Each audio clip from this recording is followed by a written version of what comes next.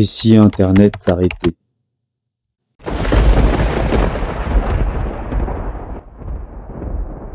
3h17 du matin, mer de Chine.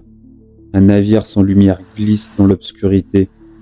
Sous lui, à 8000 mètres de profondeur, l'une des artères numériques les plus stratégiques du monde. Et dans quelques secondes, elle sera tranchée.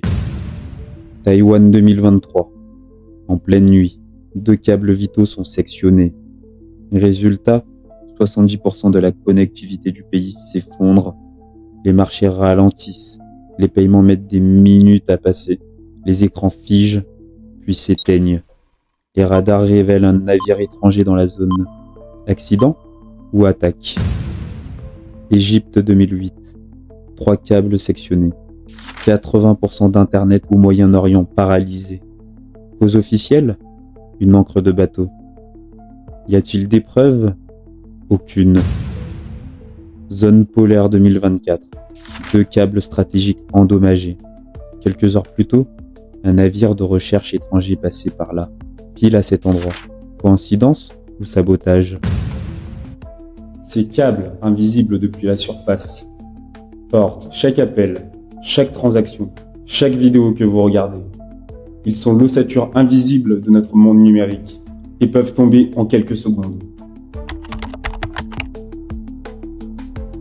1858.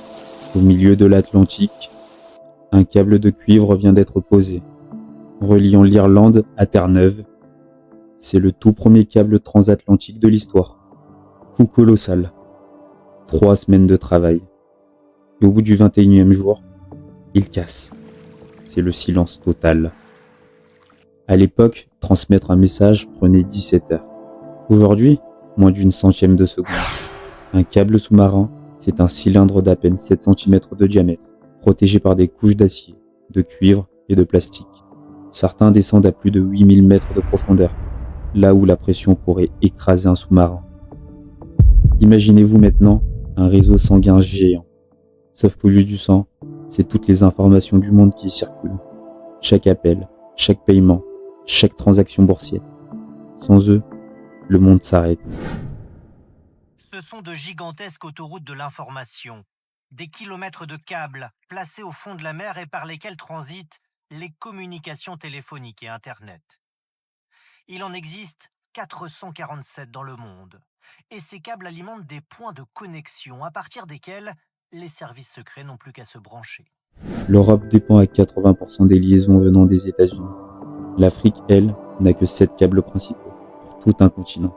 Une poignée de coupures ciblées, et tout un pays peut se retrouver isolé. Les clients d'Orange et de MTN, 2 des 3 réseaux Internet du pays, ont été coupés du monde pendant plus de 10 heures. Sans ces câbles, pas de bourse, pas de transactions, pas de streaming. On est à 100% dépendant. Et pourtant, presque personne ne sait qu'ils existent.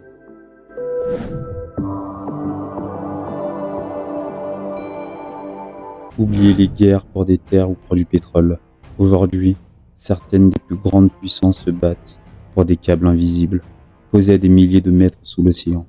Les États-Unis, la Chine et la Russie le savent. Qui contrôle ces routes contrôle le monde. Dans les années 70, la guerre froide bat son plein. L'opération Ivy Bells entre dans l'histoire.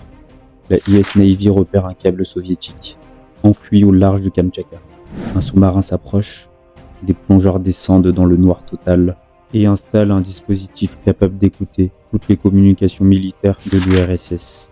Pendant près de 10 ans, les Américains interceptent des conversations cruciales, jusqu'à ce qu'un traître vende l'information soviétique. Mais ce genre d'opération n'appartient pas au passé. En 2015, au large du Royaume-Uni, des services militaires détectent un sous-marin russe à proximité des câbles stratégiques. Pas d'attaque, juste une présence. Mais le message est limpide. Nous savons où frapper si besoin. Et si ça arrivait demain? 3 coupures simultanées. Une dans l'Atlantique Nord, une en Méditerranée, une près de Singapour. En quelques secondes, les marchés boursiers décrochent. Les paiements internationaux sont bloqués. Les communications diplomatiques passent en mode urgence. Une arme économique silencieuse, mais dévastatrice. Finalement, le pouvoir n'est pas dans les satellites. Il est à 8000 mètres sous nos pieds. Oubliez l'image d'un câble rouillé dormant au fond des océans. C'est une mine d'or qui serpente sous les mers. À côté de ces acteurs historiques, de nouveaux venus s'imposent sur cette branche industrielle. Depuis 2010 environ, on a l'émergence sur ce marché d'acteurs comme les géants du net américains, Meta, Google, Microsoft. Ces dernières années, Google, Apple, Facebook, Amazon, Microsoft sont devenus propriétaires d'au moins 50% du marché mondial. Et ils ne comptent pas en rester là. Ainsi, Alphabet, maison mère de Google, qui possède déjà 33 câbles, a annoncé en avril 2024 un projet d'investissement d'1 milliard de dollars dans le Pacifique. Google, Amazon, Meta, ces géants dépensent des milliards pour poser leurs propres artères numériques. Prenons l'exemple du câble Dunan, 6600 km, financé par Google, reliant directement les États-Unis à la France, une autoroute privée pour leurs données. Meta de son côté, mise sur l'Afrique, avec son projet Tout Africa, long de 40 000 km, contourne littéralement tout le continent. Objectif, relier 33 pays, capter des centaines de millions de nouveaux utilisateurs, et les données qui vont avec. Et ce ne sont pas que les GAFAM. Certains États investissent massivement aussi, mais pour des raisons moins commerciales et bien plus stratégiques. Cette quête de contrôle de milliardaires de la tech proche de l'actuel gouvernement américain inquiète.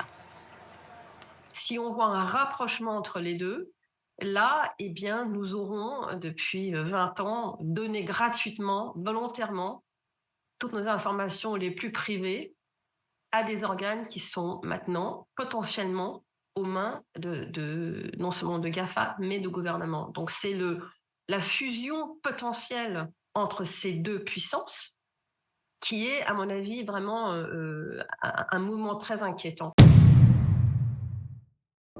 Marseille, par exemple, est devenu l'un des plus grands hubs de câbles au monde, un point de passage critique que surveillent autant les ingénieurs que les militaires. À l'autre bout de la planète, Singapour joue le même rôle en Asie. À chaque nouveau câble posé, ce n'est pas juste Internet qui s'étend, c'est le territoire d'influence de celui qui le finance.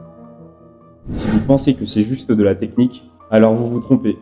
C'est une bataille économique à plusieurs milliards de dollars. Et elle se joue juste là, sous nos pieds.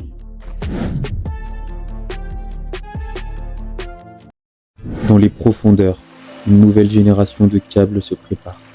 Plus profond, mieux protégé. Certaines sont équipées de fibres autoréparantes et de capteurs capables de détecter la moindre intrusion. Mais une question divise ingénieurs et militaires. Faut-il militariser ces infrastructures? Imaginez une attaque coordonnée sur plusieurs câbles en zone polaire.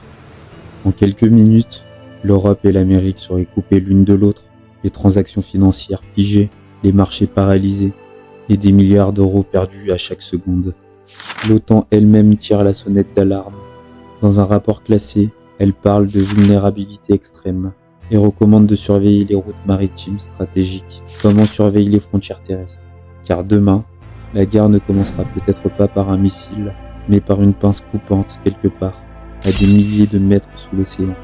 Des simulations montrent déjà comment rediriger le trafic mondial en cas de sabotage. Des itinéraires alternatifs existent, mais ils sont rares, coûteux et jamais aussi rapides que la route principale. En clair, même avec la technologie la plus avancée, nous restons vulnérables. Malheureusement, la prochaine guerre mondiale pourrait commencer par un coup de ciseau, sous la mer. Chaque seconde, pendant que vous regardez cette vidéo, des milliards de données traversent les océans. Des transactions boursières, des paiements internationaux, des contrats signés entre continents. Et tout ça repose sur des tuyaux fragiles, posés au fond de la mer, que presque personne ne surveille vraiment. On parle d'infrastructures qui soutiennent 100% de l'économie mondiale numérique. Plus de marchés financiers, plus de transferts bancaires, plus de communication instantanée. Ce n'est pas de la science-fiction, les coupures passées l'ont prouvé. Il suffit d'un seul incident bien placé pour paralyser des pays entiers. Et aujourd'hui, plus que jamais, le risque est réel. La question, ce n'est pas de savoir si quelqu'un coupera ses câbles un jour, mais quand. Si t'as bien aimé cet épisode, n'hésite pas à t'abonner